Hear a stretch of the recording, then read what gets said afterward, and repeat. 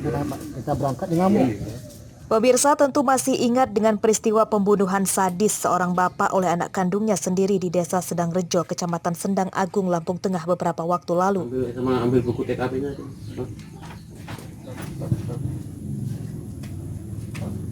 Setelah menjalani observasi selama 14 hari di Rumah Sakit Jiwa Kurungan Jawa, Pesawaran, tersangka dinyatakan oleh tim medis bahwa benar mengalami sakit gangguan jiwa.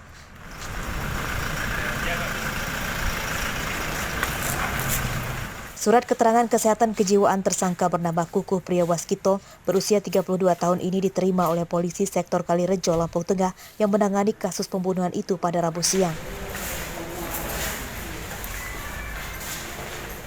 Tersangka kini ditahan di Polsek Kalirejo, Lampung Tengah. Meski telah dinyatakan sakit gangguan jiwa, namun polisi tetap melanjutkan berkas penyidikan dan menjerat tersangka dengan pasal pembunuhan dan ancamannya 15 tahun penjara. Dalam waktu dekat, berkas penyidikan kasus tersangka akan segera dilimpahkan ke pihak kejaksaan. Polisi nantinya menunggu instruksi dari kejaksaan apakah tersangka akan diproses hingga ke pengadilan atau tidak.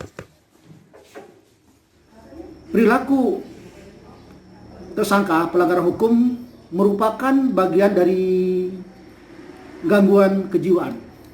Itu hasil daripada visum yang kami terima dari Rumah Sakit Jiwa Benar Lampung. Terus untuk perkara ini sendiri seperti apa? Untuk perkara sekarang kami tetap profesional. Kami mengajukan SPDB sudah kita kirim ke kejaksaan, tinggal pemberkasan lagi untuk melimpahkan berkas ke kejaksaan.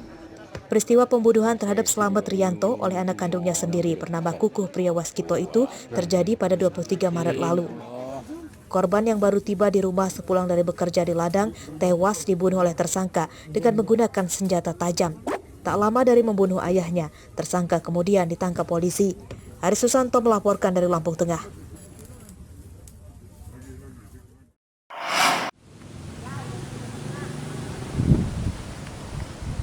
Pengadilan Tindak Pidana Korupsi Tanjung Karang, Bandar Lampung pada Rabu siang kembali menggelar sidang perkara fee proyek korupsi di Dinas PUPR Lampung Selatan dengan terdakwa mantan Kadis PUPR Lampung Selatan Syahroni dan Herman Syah Tarmidi.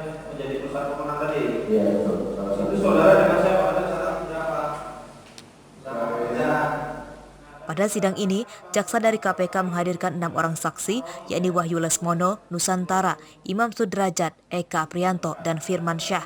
Mereka semua merupakan pihak rekanan atau kontraktor yang ada di pusaran kasus korupsi itu.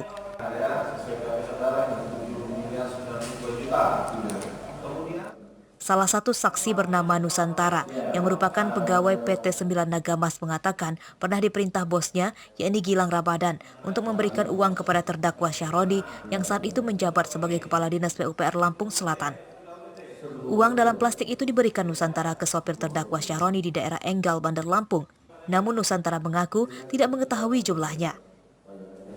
Pak Gilang memerintahkan saudara menyerahkan uang kepada Eka. Betul. Ya kan? Betul. Itu uang di mana? Dalam plastik. Iya, dalam plastik.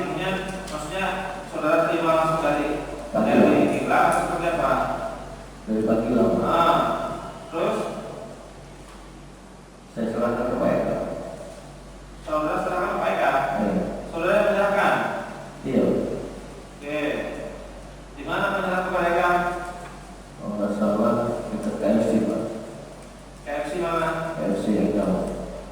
Kasus korupsi fee proyek di Pemkab Lampung Selatan ini dibongkar oleh KPK pada 26 Juli 2018 lalu. Selain kepala dinas, anggota DPRD, kontraktor, KPK juga menangkap Bupati Lampung Selatan saat itu, Zainuddin Hasan. Pada kasus ini, mantan Bupati Lampung Selatan Zainuddin Hasan divonis hakim 12 tahun penjara. Sementara untuk terdakwa kontraktor sekaligus pemilik perusahaan PT 9 Nagamas, Gilang Ramadan, telah menghirup udara bebas setelah selesai menjalani hukuman 2 tahun 3 bulan. Pada sidang kasus korupsi ini hanya menyisakan terdakwa Syahroni dan Herman Syah Tarmidi yang belum divonis oleh hakim. Arsadi Saputra melaporkan dari Bandar Lampung. Kalau itu uang apa itu? Sama Pak.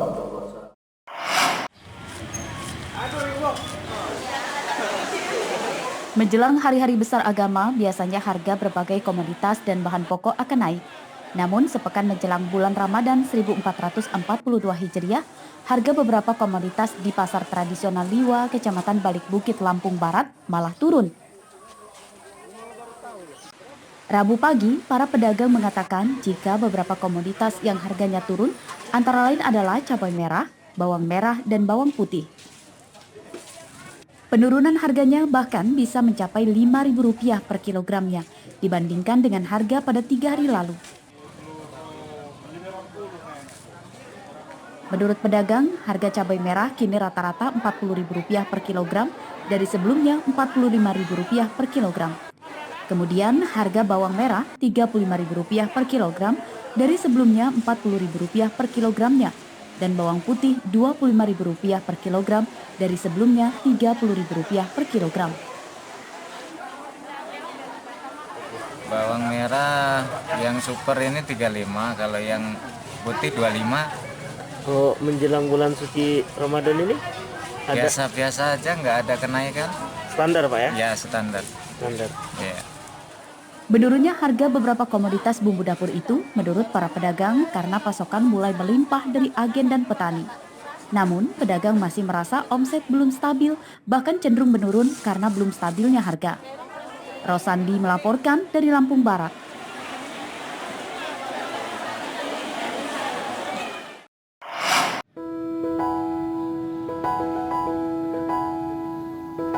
Jembatan layang atau flyover ruas Jalan Sultan Agung Bandar Lampung tampak cantik. Jembatan ini dihiasi mural warna-warni dan lukisan gambar aneka bunga, pemandangan alam, ornamen Lampung, dan gadis penari Lampung.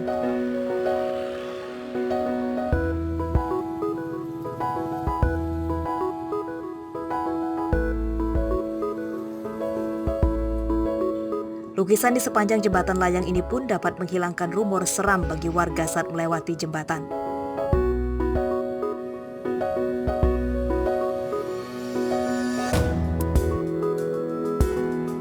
Selain menjadi solusi kemacetan arus lalu lintas, di kolong jembatan ini pun menjadi tempat wisata baru bagi warga, tentunya untuk bersuah foto dan diunggah di media sosial. Saya senang banget, rumah saya di sini.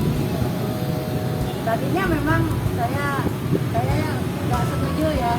Udah gitu, ini alhamdulillah bersyukur tempat saya bersih.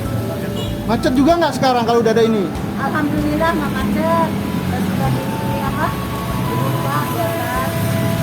Alhamdulillah nggak macet. Perbaru ini gimana Pak? Ya, apa namanya? Ya bagus lah, ini flyover yang paling bagus ini. Kayaknya tinggi. Juga ya dilukis gitu.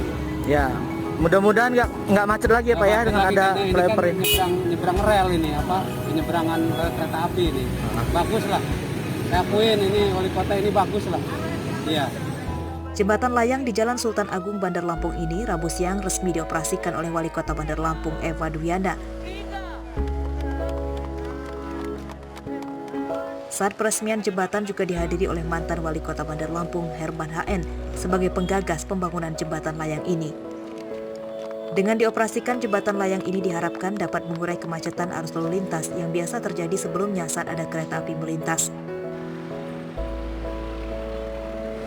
Pembangunan lanjut untuk masyarakat Kota Bandar Lampung. Tentunya juga harap kepada masyarakat pengguna flyover jaga kebersihan. Kota Bandar Lampung harus sama-sama, bukan Bunda Eva saja, wakil, Bukida, DPR, semua yang terkait ada di Kota Bandar Lampung ini, bukan kami yang harus menjaga kebersihan, tapi kita semuanya harus jaga Kota Bandar Lampung. Kota Bandar Lampung adalah ibu kota provinsi. Jembatan layang di ruas Jalan Sultan Agung merupakan jembatan layang ke-11 di Bandar Lampung. Jembatan layang ini memiliki panjang 350 meter dan lebar 10 meter melewati di atas rel kereta api. Jembatan layang ini dibangun dengan dana APBD Bandar Lampung 2019 sebesar Rp35 miliar. Jeffrey Arifin melaporkan dari Bandar Lampung.